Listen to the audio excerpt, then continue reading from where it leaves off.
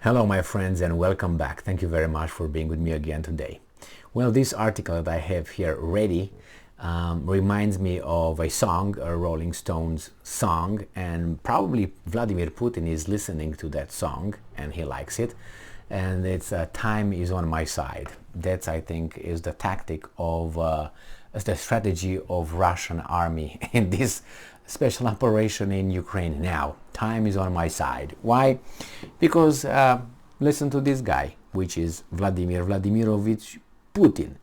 This article is from yesterday, which was the 31st of October 2022. Putin on negotiations with Ukraine. I'm quoting, "We can wait." Okay, we can wait. We're not in a hurry.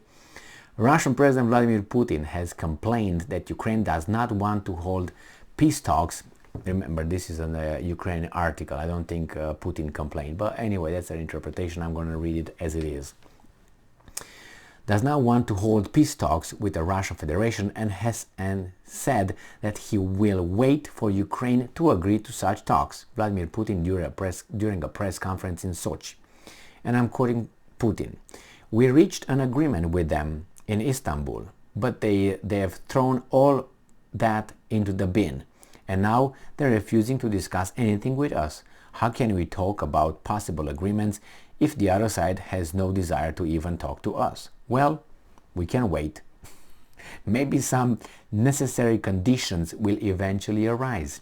We have made our goodwill known. It is beyond any doubt and won't change." What are those necessary conditions be? Cold, no energy, and hunger?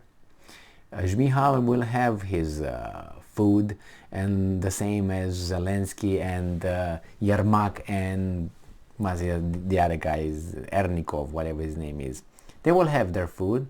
Don't worry. The Ukrainian nation will not have food and electricity. But Reznikov, Yermak, Zmihal, and Zelensky will have everything. Anyway, and everything is going to be kosher.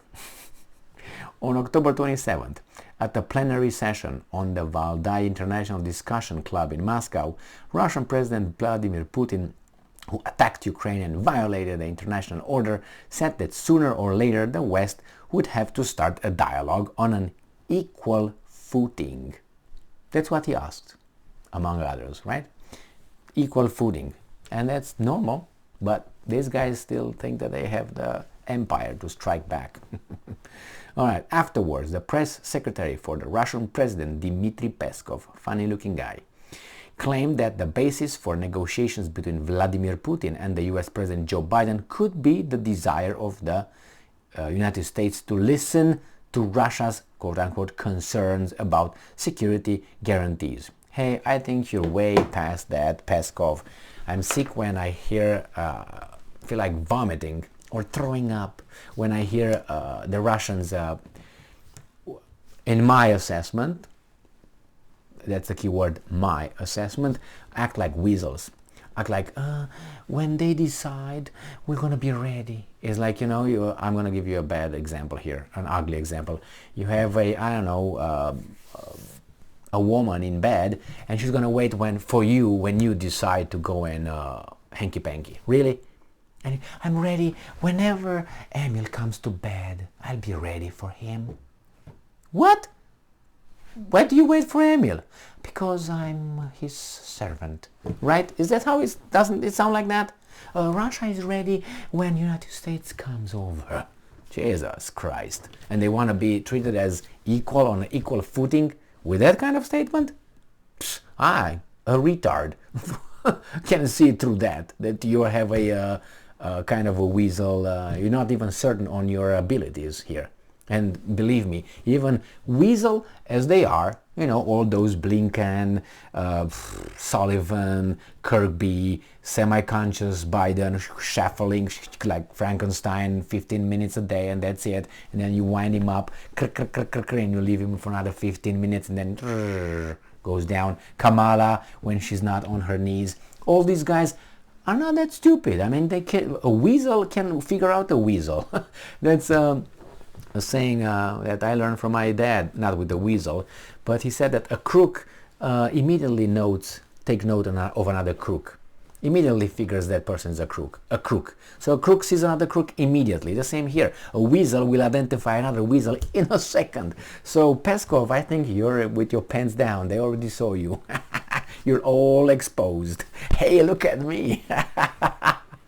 Oh man, Peskov, I can imagine him with his funny mustache and his smirk. Oh, anyway, so yeah, Russia can wait, and I think that's the whole plan here right now. They just boom boom, the other ones boom boom. Nobody's pushing anything left right. It's just I kill you, you kill me. In the meantime, is it cold yet? Oh damn!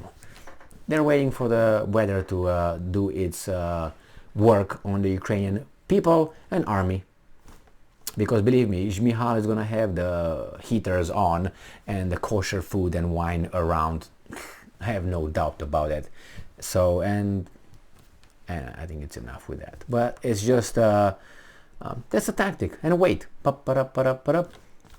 there, Ukrainians are not gonna be too much to bring new blood into the army. It's true that you're going to have 17-year-old, they're going to be 18 years old, and you can grab them and put them over there and die. But, that's as much as it is. And then they're gone, they're done. And you put an 18-year-old fight in a war, an 18-year-old who learned how to do this all day and is all white and skinny and with red eyes and all day in the basement. Do you think this guy is going to give him an AK-47 and say, now go? But it's cold outside, this is too heavy. Oh my god, he's going to shoot. Ah! That's how he's going to react, like a fucking see. Okay?